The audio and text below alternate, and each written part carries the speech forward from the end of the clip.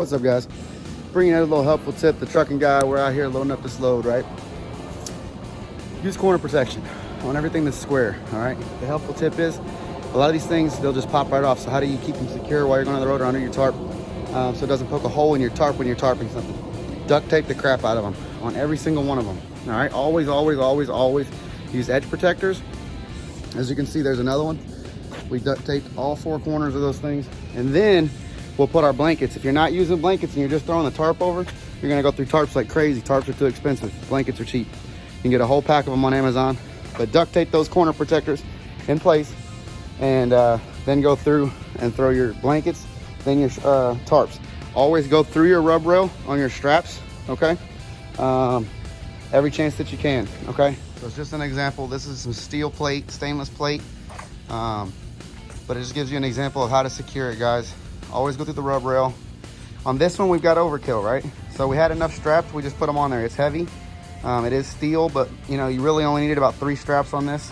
One in the first 2 feet, one in the center, and one on the last here, okay? And it would have been fine, but we went ahead and put 4 because we had the straps. Each one of those is like 8 foot, so we got 4 and 4. A little longer, that might be about 10 foot. We got 4 on each, always using edge protectors. We're gonna throw our tarps now, and we're gonna throw our blankets. So on this one, we've got a high piece that is sticking up. So this would definitely tear up our tarp as we're pulling pressure down on it. So that's why we throw the blankets down to protect the tarp, and then throw the tarps and we're good to go. So on this, I'd probably put blankets on the edges and on the back side, the front side, and on that top side. But on this side, we wouldn't really need any blankets because we have 8-foot tarps, and we're gonna flip our tarps and double them up or roll them up right here. So a lot of the tarp material is gonna sit on the side, right? So that's gonna protect our tarps from any kind of, you know, problem with it right here, because we have 8-foot tarps and this is only 2 foot tall. So we're gonna have another 6 foot of tarp material rolled up underneath. They can kind of use as protection on this.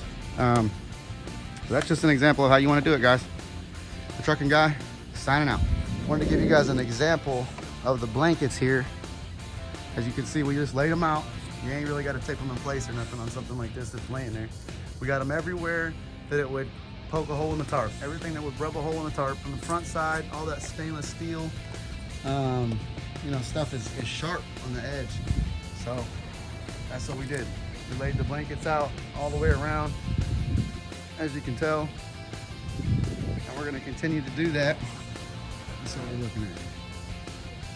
It basically covers everything. And double them up, guys, because it will rip right through the blanket if it's just singled up. So double, triple them up. This is the kind of stuff we're trying to hide from.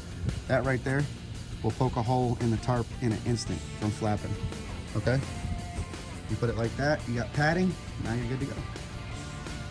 Get out there and tarp some loads, guys.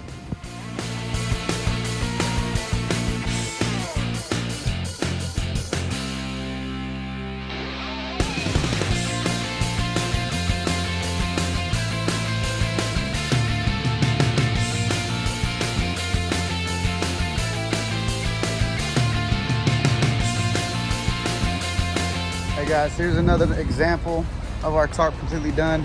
One thing I did want to mention is that when you do your bungees, always make sure the hook comes away from the tarp.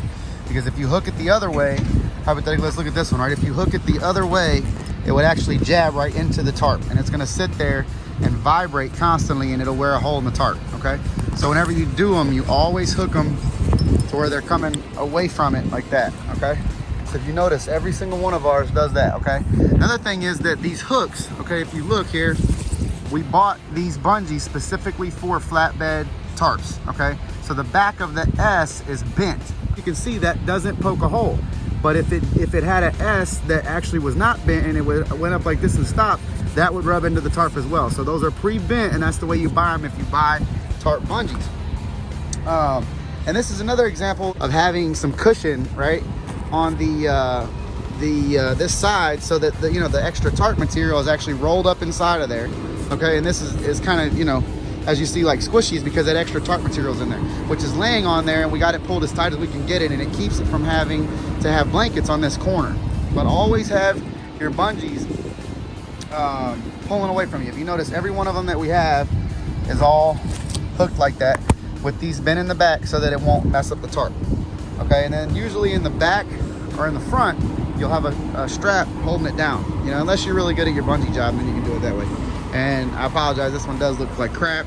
It's not the best tarp job we ever did, but it gets the job done. Good thing, guys, if you can notice, we have everything tucked inside the rub rail. Nothing on the outside. You never know when you're gonna have to use that rub rail, and you wanna have everything you can tucked inside. As you can see, the hook is facing us, okay? On every one of them, they'll be facing us, and you try to keep everything in the rub rail, okay? Like again, this one, the hook is facing us, not facing the tarp. So don't hook it on towards the tarp, you always hook it towards yourself. And that'll keep you from having any major issues with your tarp. And these tarps are expensive, guys, so you gotta get good at tarping. You know, always try to get your corners tight. You know, I hate the loads when they're like super tall and you don't have, you know, 4-foot tarps and you have way too much material and then they look like all, you know, fluffy or whatever. But that's just part of it, guys. That extra tarp material is in there, and that's what gave us that padding that I was talking about. Then again, guys, use a ratchet strap on the back to tie it down. We put our excess up in there. There's better ways to do it, but you know, we're rolling. So that just gives you an example. And then your tarp should be tight as possible, so that you don't have issues with it flapping. The flapping will create rips, tears, and it'll shred in the wind. And then when you're running like this, always try to run, you know, 65 miles an hour or so, 70 when you have a tarp. Don't be running, you know, 80, 85, because that'll just shred your tarps. So there's your tips.